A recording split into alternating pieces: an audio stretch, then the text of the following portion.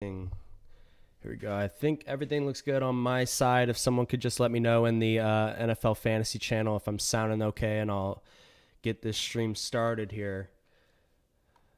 Thanks for tuning in. I think a couple more people will filter in as well. I know we're doing a different format this week. We usually do something on Sunday morning. I wanted to test out doing it the night before and see if we can maybe get people that can't tune in for the live stream, they could tune in on the YouTube. Perfect. Kev says I'm sounding good. Thanks, Kev. I appreciate it. And with that, let's get started. I got the optimizer up here, and you got to start at quarterbacks, and I think quarterback specifically this week is really, really ugly. There's not a lot going on.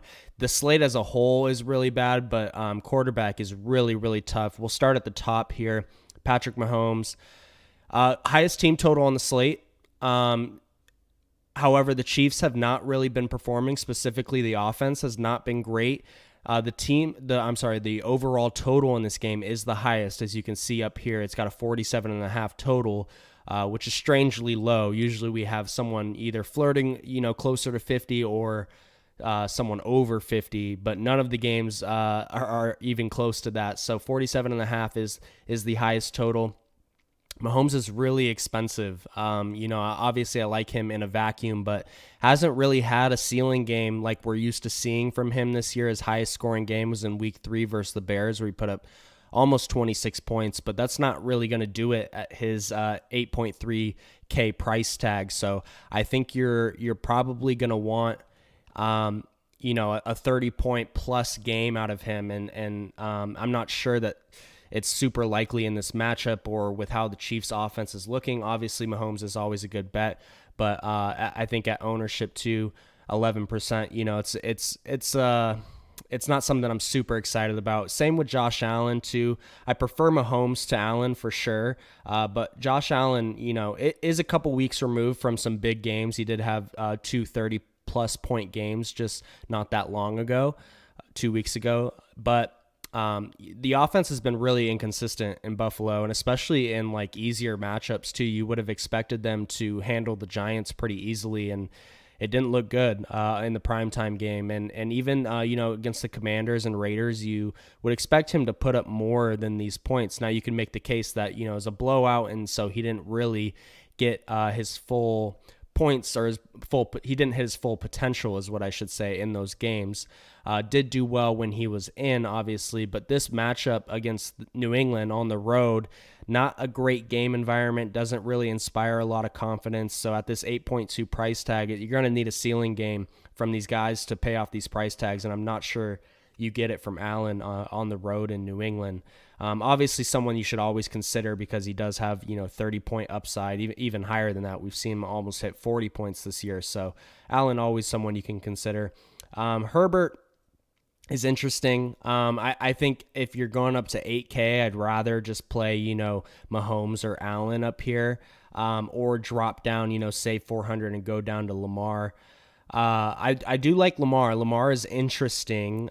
He has been, running more recently, this year. You can see at least 6 rushing attempts in every game, and he has 4 games with 9+ rushing attempts, and 13 and 14 in a couple of games too. It's really, really nice. Gives you a really nice floor at the quarterback position.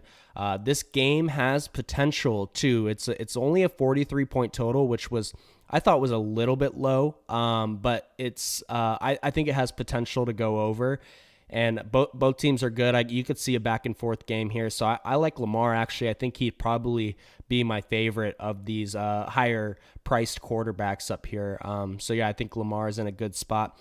I will touch on Stafford here. I'd kind of gone through and highlighted the guys that I think are really interesting from a pricing perspective. And it's not that I don't find these guys really interesting. I obviously do. But their price is just really tough to get to. And it kind of puts you in a box of like how much you need, how many points you need. And you really kind of need these guys to hit a ceiling.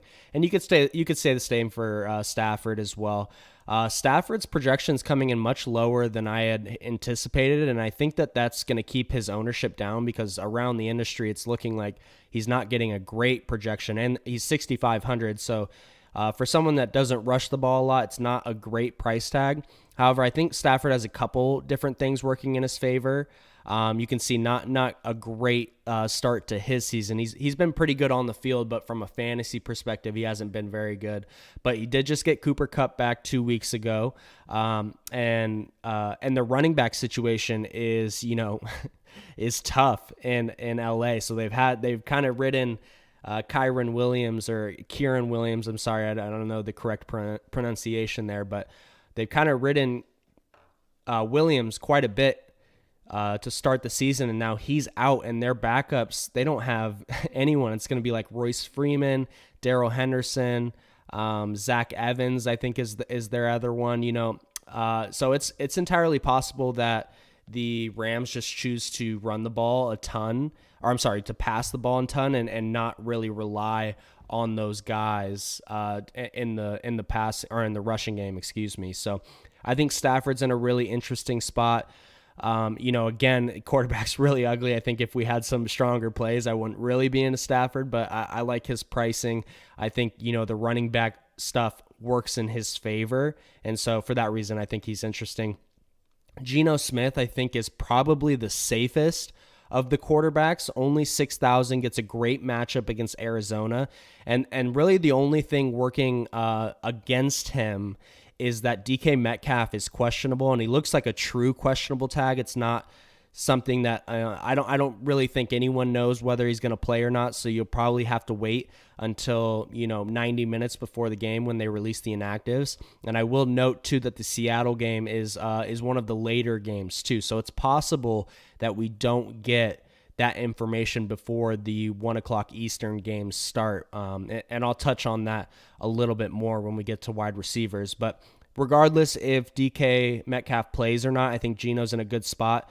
Obviously, you'd rather him have DK Metcalf, but I think he's fine either way.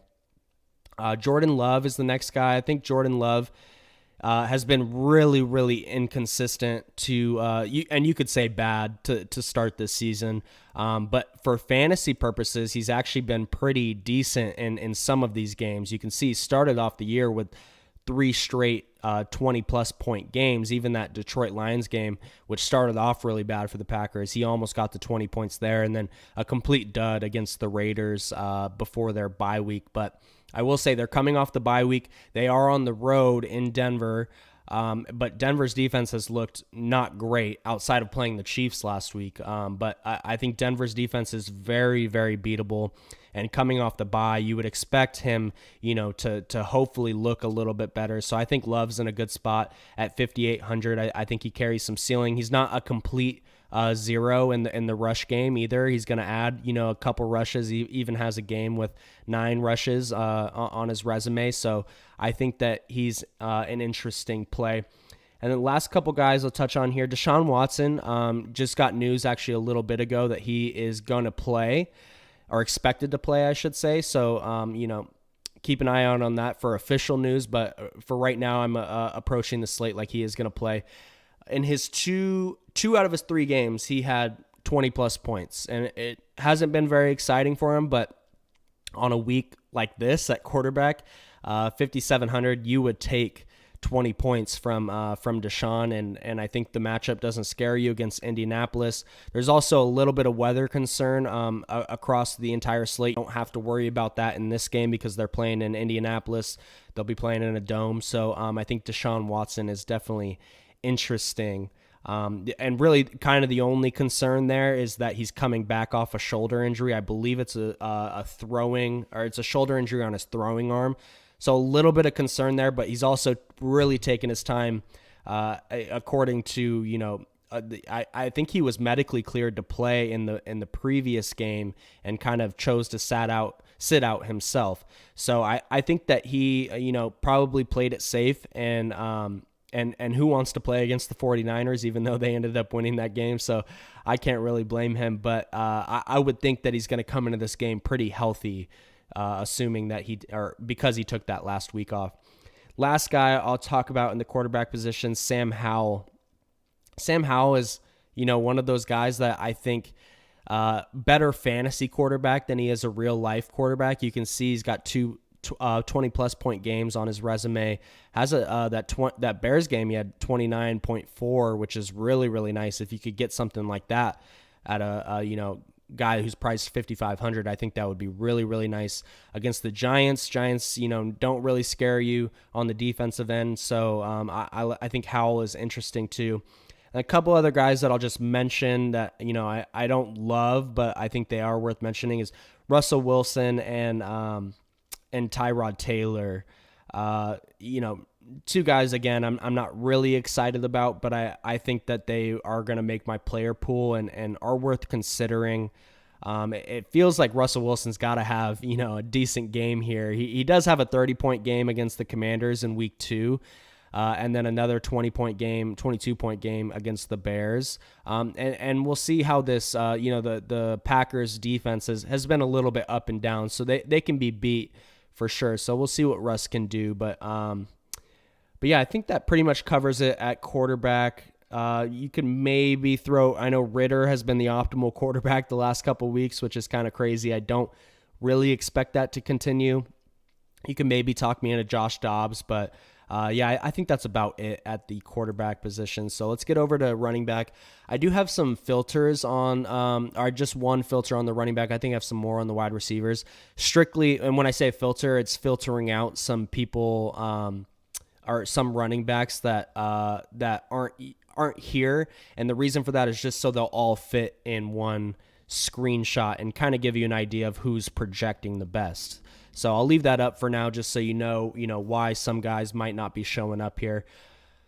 But yeah, there's some interesting guys. I think the talking point should start with Kenneth Walker, who's clearly going to be the highest owned running back on the slate. Has a lot working in his favor. Obviously, this is a great matchup for him against Arizona. They're 8-point home favorites, and Zach Charbonnet is out. I believe he's out. I need to double check that, but I'm almost positive that he got ruled out or is expected to not play. So Kenneth Walker's in a really, really good spot. Hasn't had, in the last 4 games, has 17 plus carries in each game and adds a few targets per game too. Not a complete zero in the passing game, and a good bet to score a touchdown. This projection basically has him with, 70 to 75% worth of a touchdown. So it's really hard not to like Walker. I guess the only downside is that he is going to be very highly owned, but it's for good reason. So Kenneth Walker is in a really great spot. The other guy that's going to come in really highly owned are these two guys right here, Isaiah Pacheco and Jahmyr Gibbs. And again, both for good reasons. Jahmyr Gibbs, no David Montgomery for Detroit, so this makes a lot of sense. When David Montgomery missed a game earlier in the season, it was this Falcons game right here, and you can see Gibbs had 17 carries and 2 targets. That's really good, and especially at his price tag, 6,300, in a game that when I was talking about Lamar, I mentioned I think this game could go over. It could have some back and forth. So I could see Gibbs, outperforming this 15.3 point projection, especially if he gets, close to 20 touches or 20 plus touches. And Montgomery was, getting a ton of work. So without him, you would expect Gibbs to get a good bulk of the running back work for the Lions. So even though he didn't do much with it last time, if a player of his talent and his draft pedigree gets 19 touches or 19 opportunities again, I would be willing to bet that he is going to be around this 15-point or higher projection. And then Isaiah Pacheco has kind of been the lone consistent guy in the Chiefs offense. You can see, especially over these last 4 weeks, 15 plus rushes in each game. Has been adding some targets too in every game. Only one, or he's got 2 games with one. He's got 1 game with 1 target, 1 game with 2 targets, and then the rest look good. 3 targets, 6 targets, 4 targets. So I think Pacheco's in a really good spot. It's easy to see why he's coming with some ownership. Again, really the only downside on these 2 guys is that they're coming with ownership similar to Walker. Of the 3, I feel the best about Walker. But I think that all 3 of these guys are pretty good chalk, to be honest. I wouldn't play all 3 of them in the same lineup because you're just asking too much. And honestly, I might be hesitant to play two of them in the same lineup.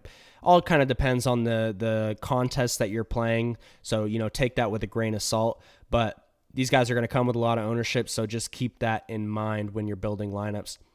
And then let's go up to these top guys. Austin Eckler, Saquon Barkley, and Josh Jacobs. Eckler, this is his second game back from injury.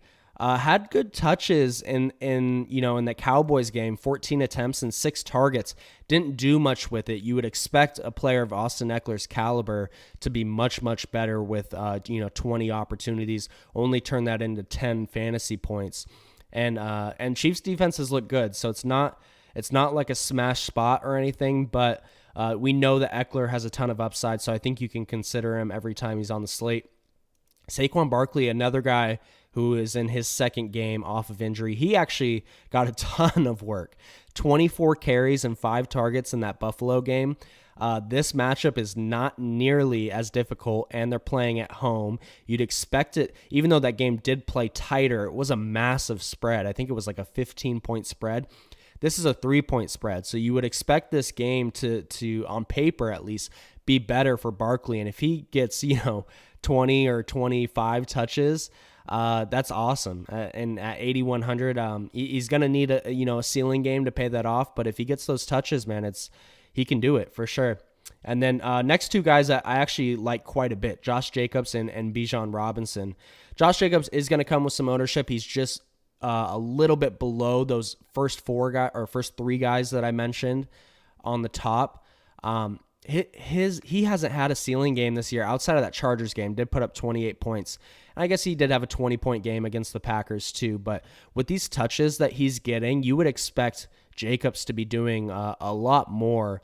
And even last week, 25 attempts, 5 targets. Oh my God! If he gets that against this Bears defense, it's going to be he's going to have a good chance to score a touchdown, maybe 2, and hit a ceiling. So Jacobs is going to come with some ownership too, but I think that's for good reason. I think he's also good chalk.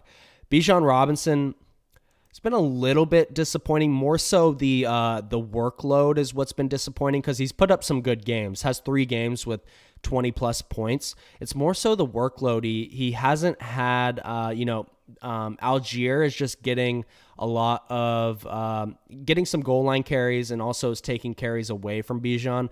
Now, the nice thing is he's so heavily involved in the passing game, which is really nice on a PPR format like DraftKings.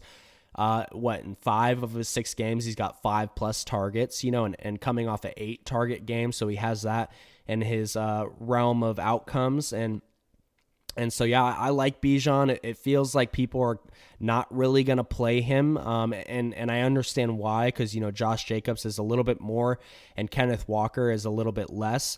And those guys are going to project a lot better. So him being sandwiched between those two guys is kind of the only reason that I don't think he's going to come with a lot of ownership. Obviously, the projection it plays into that too, but I think Bijan is in a really good spot. One of those guys that if he can find a 2 touchdown game, he can put up 30 points. Has that in his range of outcomes for sure. So I like Bijan Robinson, and then Aaron Jones. Aaron Jones has had a ton of time to get healthy. He didn't play much in that Detroit Lions game. You can see 20 out of 57 snaps played on, way less than half the snaps, almost like a little bit more than a third of the snaps. And then had a long week, had 11 days off, or 11 days in between the Lions game and then the Raiders game. And then he had a bye last week. So I would assume that this is the healthiest Aaron Jones has been all season, outside of obviously the first game against the Bears. And the Packers need him, man. I mean, the Packers offense when he's not playing, it obviously is not as good. We've seen A.J. Dillon and kind of his inefficiency. So it wouldn't shock me at all if Aaron Jones comes back and gets 15 plus touches. He's never been like a high touch guy in general, but I do think they're going to want to get him the ball and get him involved, because he's obviously their best offensive weapon. You could make the case for Christian Watson, but Aaron Jones is veteran presence. He's been there for a long time. So I would make the case he's the best offensive weapon, and they're going to want to win this game against Denver. So I like Aaron Jones quite a bit. Jonathan Taylor's another guy that, eventually you would think that he's going to start to kind of take over this backfield from Zach Moss, or at least, be in a closer split.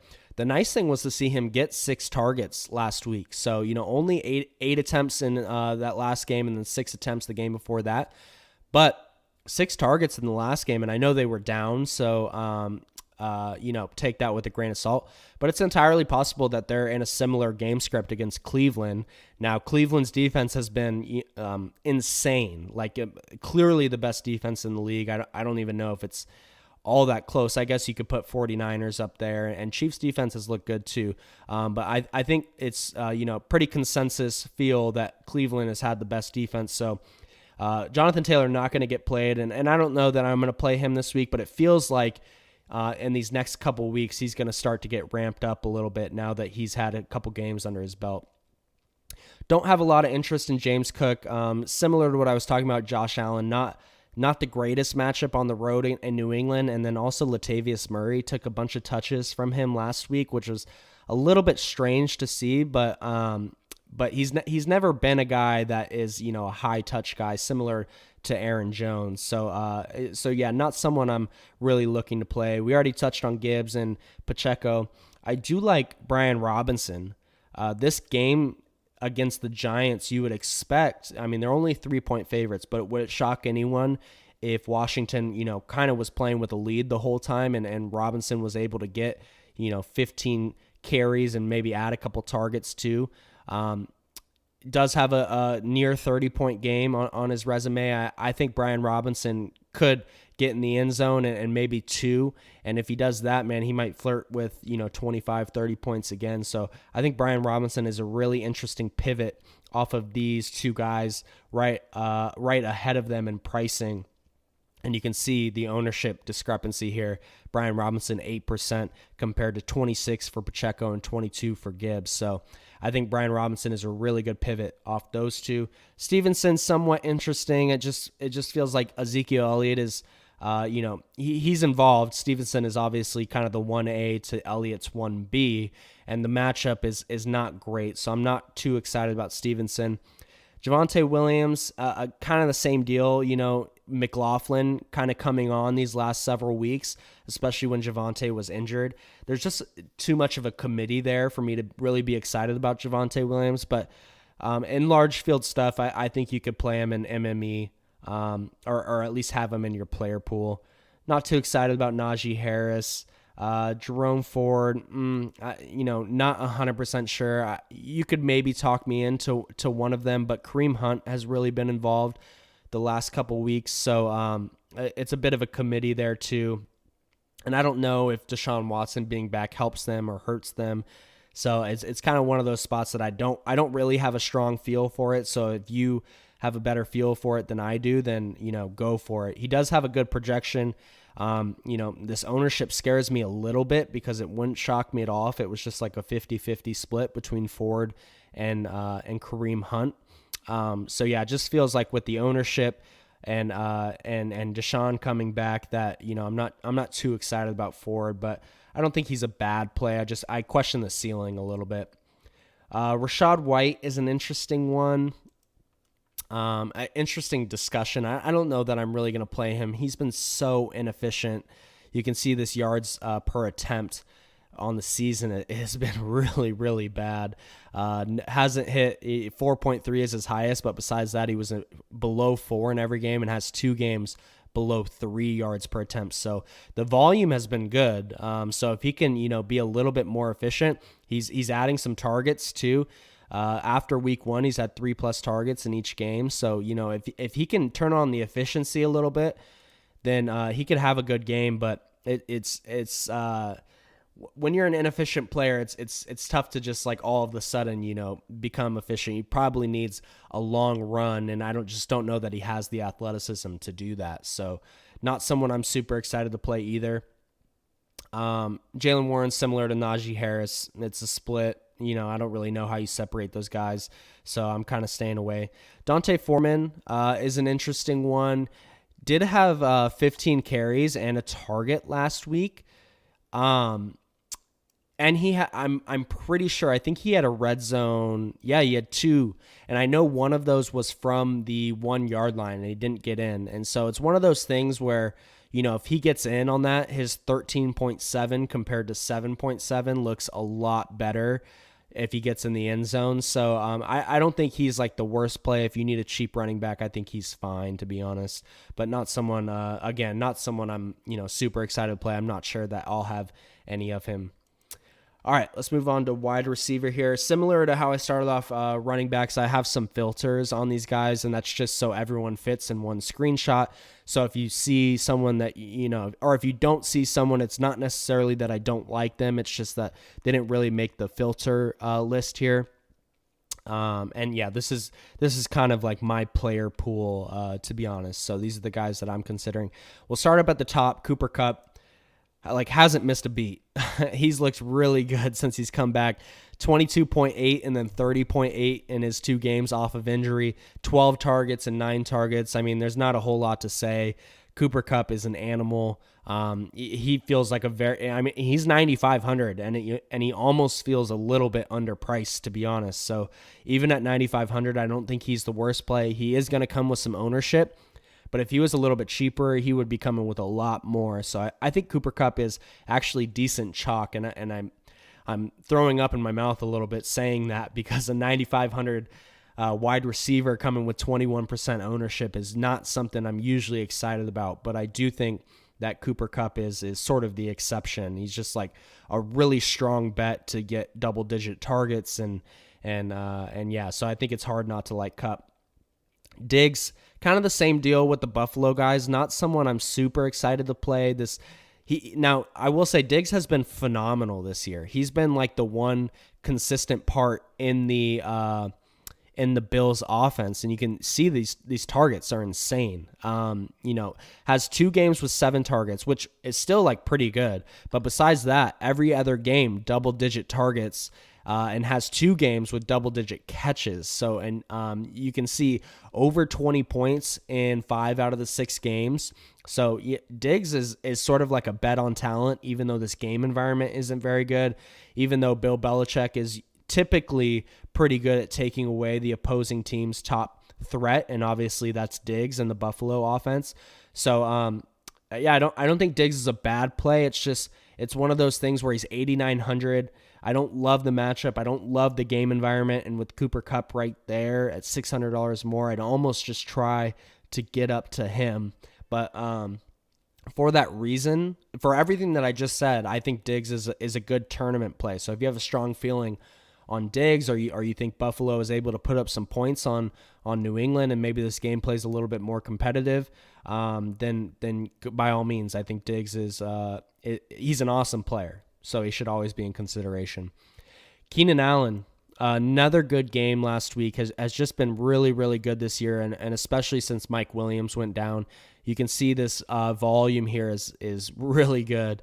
Has 1 game below 9 targets, has a 20-target game against the Vikings. Are you kidding me? That's just insane. And that's within his range of outcomes, to be honest. I don't know that, I should say with Eckler back, I'm not 100% sure that a 20-target game is within his range of outcomes. But even with Eckler back last week, got 11 targets. I think he can flirt with 12, 13 targets even. You would think, based off the spread, Chiefs are 5.5-point favorites, that maybe the Chargers are playing from behind a little bit, and that would favor Keenan Allen. So, I like Keenan Allen. Going to come with some ownership too, but it's hard not to like him.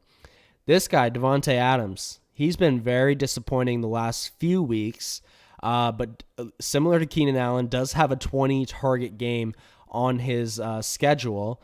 This matchup against the Bears does not scare you, and there's been a lot in the media about Davante saying he wants to be involved more, and like some trade rumors. Now those did get shut down by the team today. They said that they're not going to trade him. Whether or not that's true, I don't know.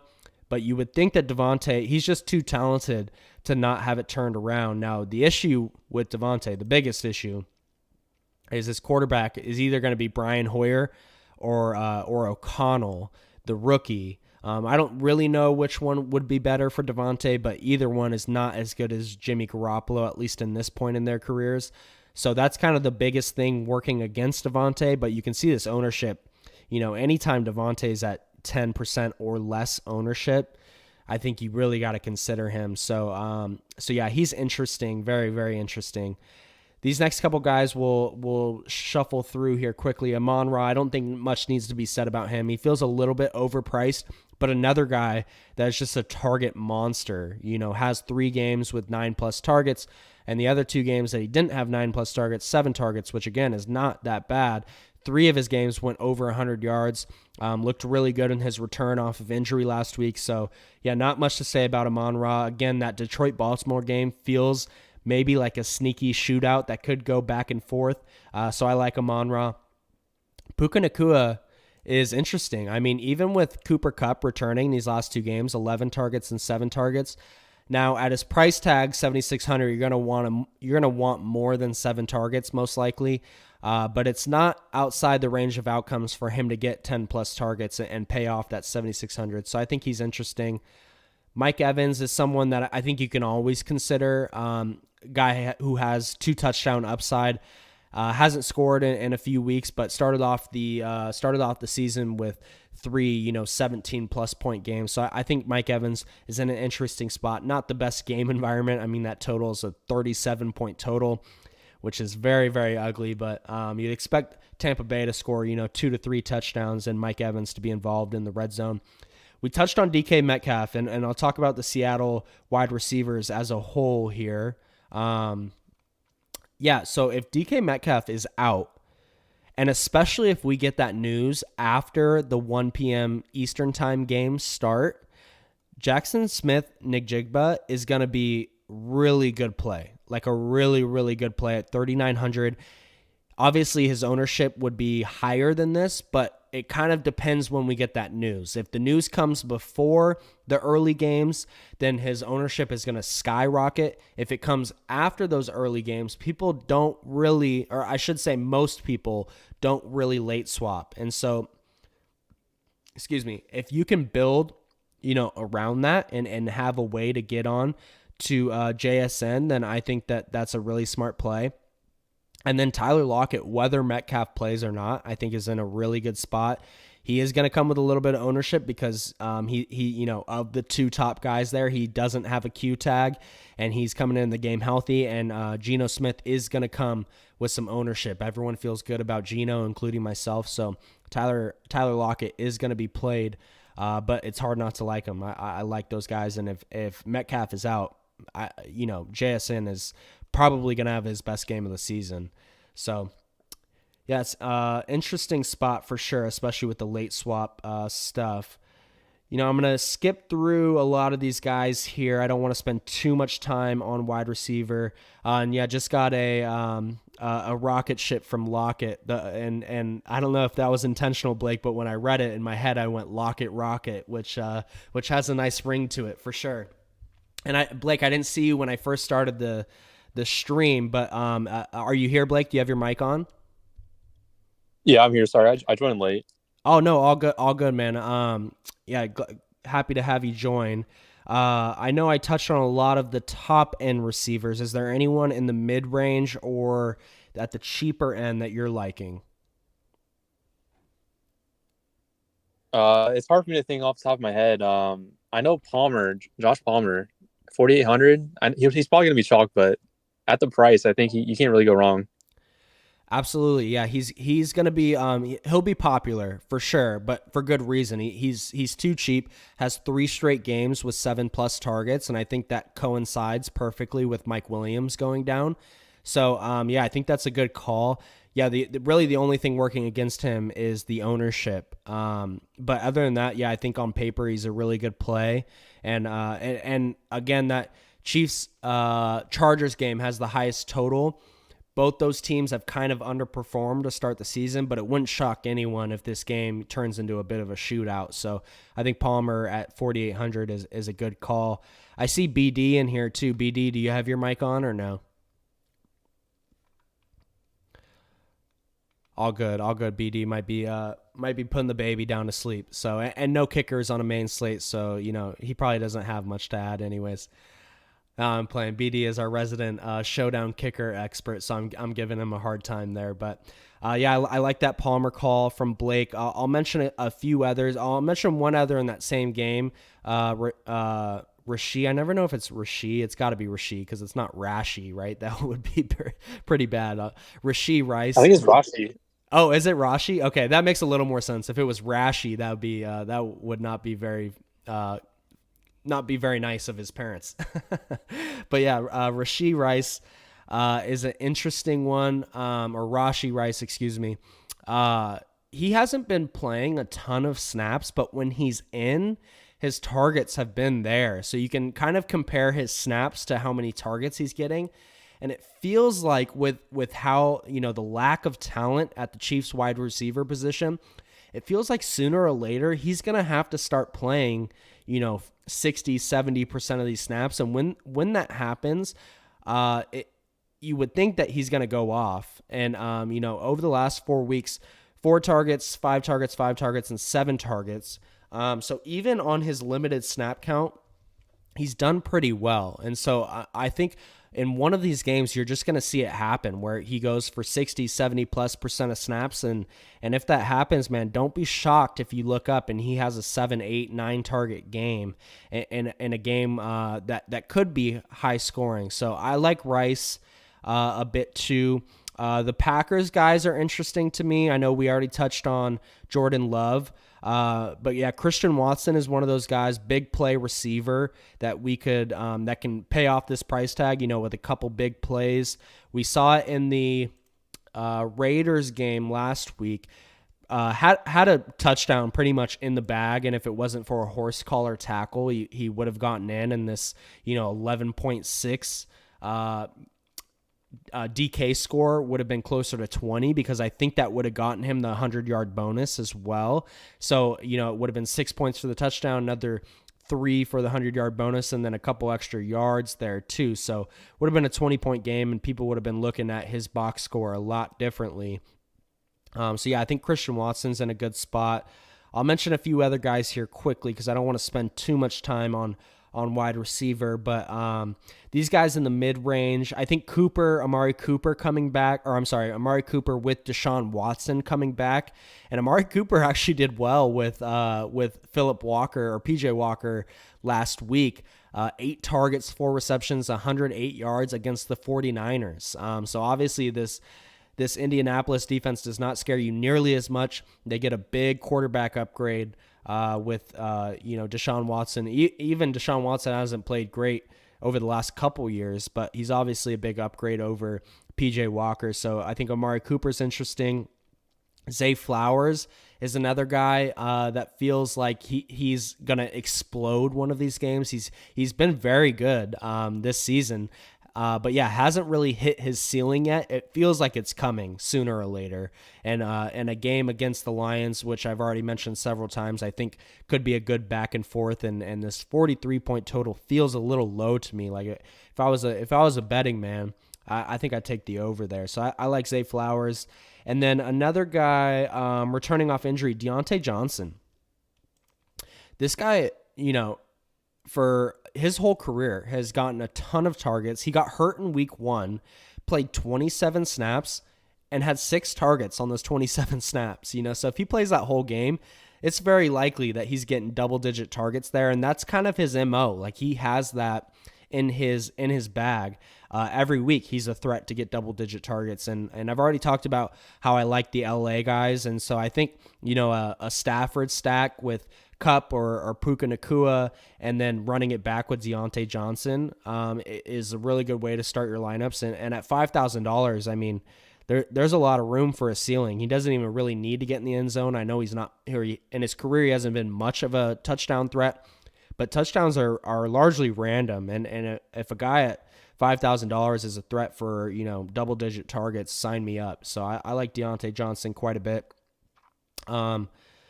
Romeo Dobbs, similar to Christian Watson, not I guess similar in in the matchup, obviously not necessarily in the player, but I do think Dobbs is a guy that can have good games. 13 targets and 12 targets, and I think this 12 target game was without Christian Watson, but this Detroit game, Watson did play. Now he was coming off an injury, so maybe you can make the case he wasn't fully healthy, but 7-8 targets for Dobbs is not out of the question. That would probably be like his ceiling outcome, but at 4,900, I think you could do a lot worse. So yeah, I think that pretty much covers it. Blake, is there anyone I didn't mention that you'd like to talk about, or you think I covered it okay? Did you say Marquise Brown or no? Oh no, I'm so glad you said that. I'm so glad you said that because we should absolutely talk about him. Do you have anything you want to add, or I'm pulling up his game logs here. Yeah, I mean, he's just a target machine. Especially at the price. I mean, he's probably gonna be chalk, but I mean, in my Seattle stacks, he's like a good bring back, so Yeah, I'll probably use absolutely. him quite a bit. For sure. Yeah. Thank you for saying that too, because we should absolutely bring him up. I just skipped over his name, and I see Terry McLaurin too. I'll touch on him a bit after, but yeah, you can see what Blake's talking about here as 4 games this season with 10 plus targets, which is just amazing. And even in the other 2 games, 7 and 5 targets. And that's with, poor quarterback play. And you'd expect Arizona to be playing from behind here as 8-point dogs. So yeah, this sets up really nice for a Marquise Brown game. And yeah, I think Blake's right. In a Seattle stack, he's a very easy click for a bring back. So yeah, great call there. I'm glad you brought him up, Blake. And then last guy here, I just want to make sure I'm not missing any more obvious ones like I did with Marquise Brown. But I think Terry McLaurin is in a decent spot too against the Giants. He's looked better as of late, in 2 of the last 3 games, double-digit targets. So another guy who has some upside in his game. So I like Terry McLaurin there too. All right, let's move over to tight end. Again, you can see I have the filters over here just to kind of fit everyone in here that has a decent projection, so we don't have to filter through the really low projected guys. Travis Kelce obviously will start up at the top, $8,000, but he's obviously the best tight end in the league right now, and the last 2 games has looked very, very good. 9 and 11 targets, and then in every game he's got 8 plus targets. So I think Kelce is always in play, and $8,000, it's a lot, but he's probably the only guy outside of maybe Andrews or Laporta that can really separate from the rest of the tight ends here. If he has double-digit targets and gets in the end zone once or twice, it's going to be really, really hard to beat that at the tight end position. Now, I will say if he has one of these 12-point games like he's done a couple times this season, then you're kind of sitting behind the 8 ball there because you spent up a lot at tight end, and you would expect one of these cheaper guys to get in the end zone and maybe put up a 12, 13, 14-point game. So Kelce always in play, obviously. Andrews and Laporta in that Baltimore-Detroit game that I've discussed a bunch, I think that they're both in good spots. I think they're both fairly priced, not underpriced, not overpriced.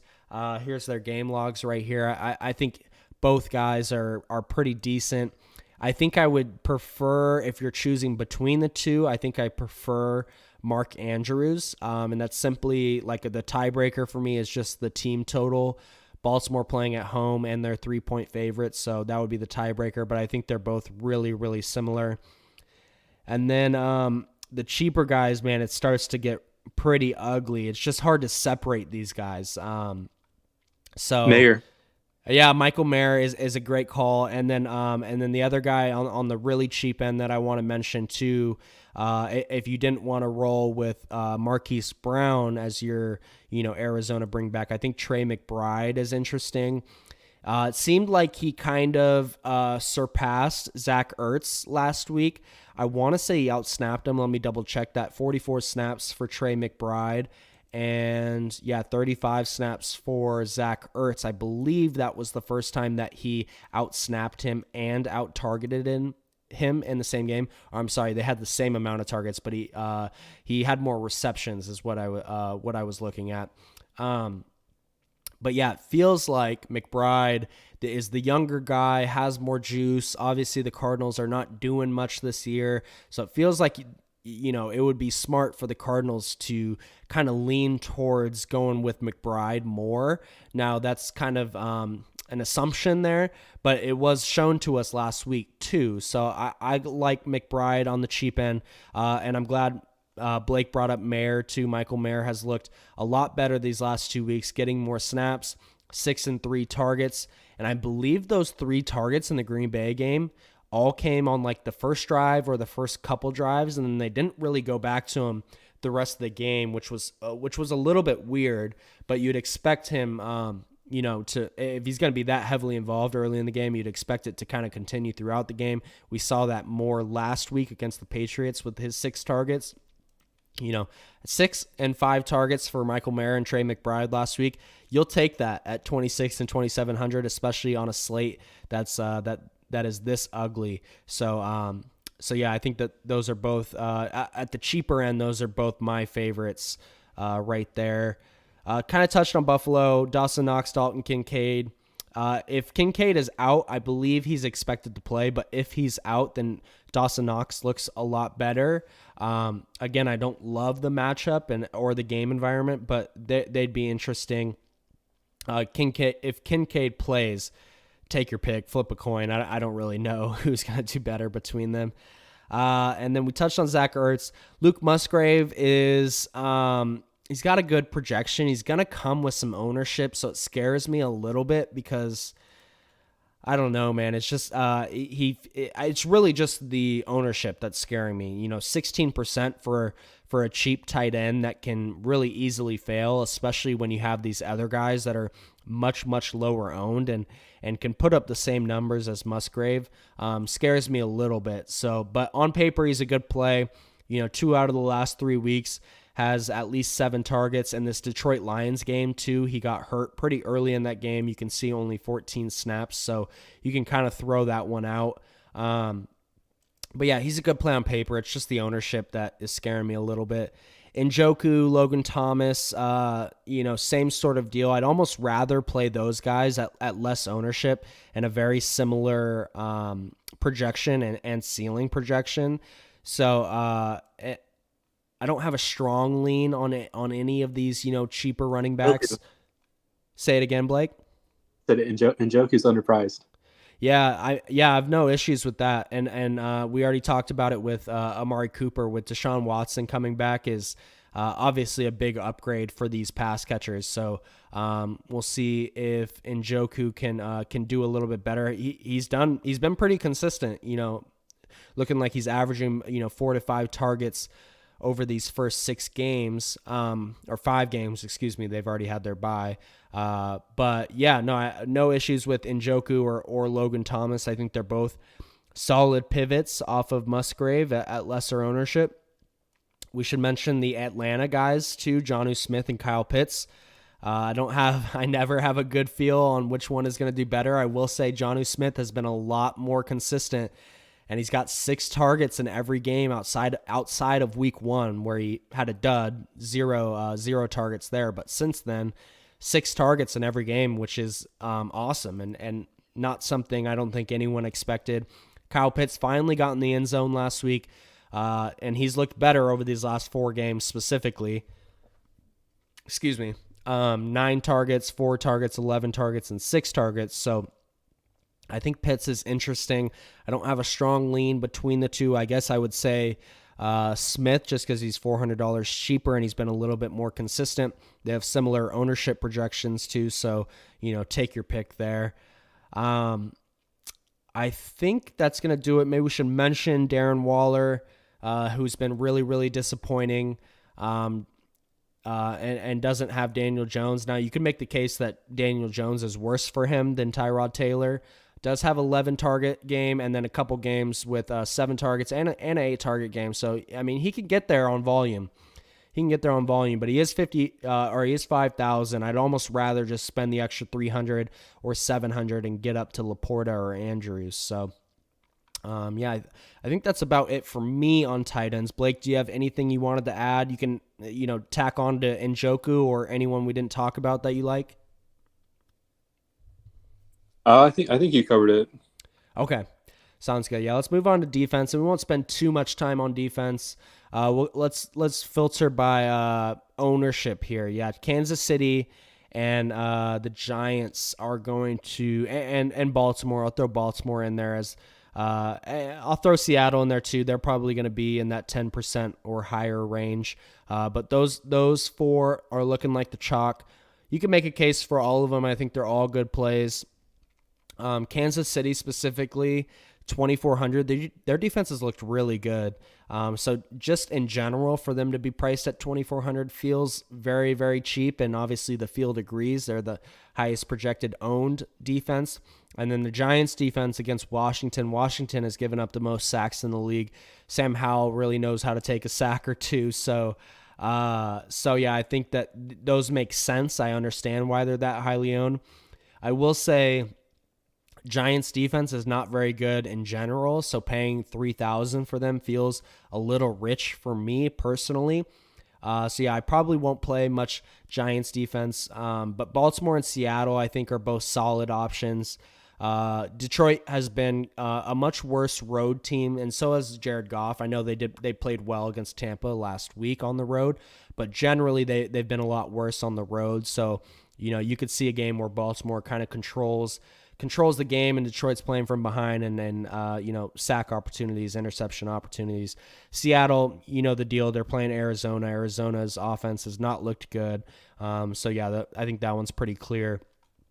As far as pivots off of these guys or off of those defenses, who did I have in mind? It was Cleveland. I mean, we already discussed Cleveland being the best best defense in the league, and they get to play Indianapolis and Gardner Minshew, and they are $100 more than Seattle, and they're going to get played, a little bit more than half of the same ownership. That just feels like kind of weird to me. It feels like they should be higher owned than they are, but yeah, Cleveland defense at 3,300. That's looking like my favorite defense on the slate as of right now. I think that's about it. As far as the lower owned ones, I didn't see any other ones. You can make a case for Chicago going up against Brian Hoyer or Alex O'Connell at home. But yeah, I think that's about it. Anything you want to add on defense, Blake, or are you pretty set on defense? Yeah, I'm pretty set. I mean, I'm paying down this week. I feel pretty confident about Baltimore. They're my most exposed currently, followed by the Yeah. Chiefs. Yeah, no issues there. Yeah, I think I'm kind of in the same boat. If I do end up paying up, that's where I would go is Cleveland, but it's hard to kind of get away from Kansas City or Baltimore on the cheaper end. They both feel like they're, $500 too cheap, maybe even more than that. So yeah, I think that they're both in good spots. But yeah, I think that's about it. How long have we been running for? I don't have my thing up right now. I did have one. I don't think we had any. BD said he was feeding the kids. So yeah, it makes sense. I did get one question on YouTube from a friend of mine that's playing me in fantasy. He said, should I start Lockett or Flowers against you in season long? Man, I'd like to start them both. I don't know who your other wide receivers are, but I like both of their spots. I would say that Baltimore game's early. So I was going to say, man, if DK Metcalf is out, you got to go Lockett. Let's see what the projections say. This is PPR too, so I don't know. I think our league is half PPR. Flowers versus Lockett. Projections say Lockett. And with the chance that DK Metcalf is out, if we don't get that news prior to the early games, I think I'd roll Lockett. But yeah, I think both are in good spots. So, all right, that's gonna do it. Blake, go ahead. Sorry, I cut you off there. Oh, I said I agree. Oh, okay, perfect. Yeah, got the backup from Blake there. So perfect. Well, awesome, Blake. Thanks for jumping on with me. I appreciate it. It's always good to have multiple opinions. So I appreciate you. Yeah, no problem. All right, guys. Good luck this week. I'm gonna post this in the Discord too. So those that didn't get to tune in, you can check it out there. If you watched on YouTube, if you watched on YouTube and you're not in the Discord, get in the Discord because we'll have a lot of news flying tomorrow and good discussions happening in there. So thank you to everyone. Oh, I should mention too, I got the banner up there and I forgot to mention it too. Prize Picks. If you guys want to jump on Prize Picks, they do a $100 deposit match. First time $100 deposit match if you use promo code Clockwork. All right. Thank you, everyone, and